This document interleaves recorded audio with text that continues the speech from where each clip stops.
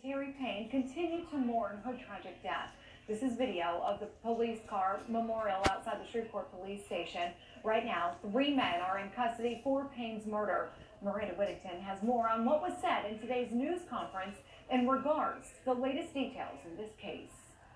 A young lady, a young mother, a young daughter, a young officer, in the prime of her life, was killed in a senseless act of violence. Shreveport Police Chief Ben Raymond and the rest of the department lost one of their own, Officer Chateri Payne, but now, nearly a week later, arrests have finally been made. Tuesday night, Shreveport police arrested 26-year-old Travion Anderson, 22-year-old Lawrence Pierre II, and 38-year-old Glenn Frierson, charging them with second-degree murder in connection with Payne's death.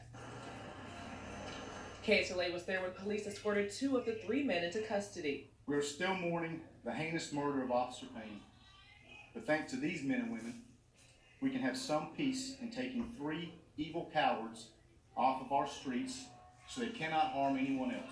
Chief Raymond spoke at a news conference Wednesday morning unveiling new details in this tragic case. Travion Anderson, the boyfriend of Chateri Payne and father of their young child, was present when the shooting occurred. According to Chief Raymond, the night of the shooting, Anderson told police he was inside the home he shared with Payne on Midway Avenue when he heard gunshots. He went outside and began shooting at a person wearing all black. Anderson was brought in for questioning but released later on that night. Police continue to investigate and recovered evidence that Chief Raymond says shows that Anderson made everything up and was the person who shot and killed Payne.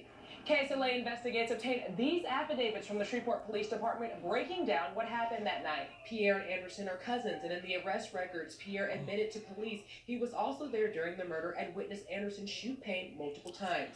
Pierre also led investigators to the home where he hid the weapon allegedly used in the murder. The affidavits also revealed Frierson was with Pierre and Anderson during the murder and left with them after.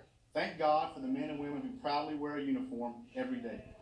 Women like Officer Chateri Payne, who willingly took an oath to serve the citizens of this city. And while Raymond said he doesn't know if her job contributed to her death, he's thankful for Payne's service and hopes the community will support her family during this difficult time. Miranda Whittington, KSLA, News 12. Chief Raymond. My biggest fear is if he did it, he have to pay for it. I mean, right is right, wrong is wrong. If he did it, but if he didn't do it and they're just pinning or they're just putting it, I mean, I'm not getting no answers from them. They're not telling me anything, so it's like I'm clueless. I'm putting it together like everybody else putting it together.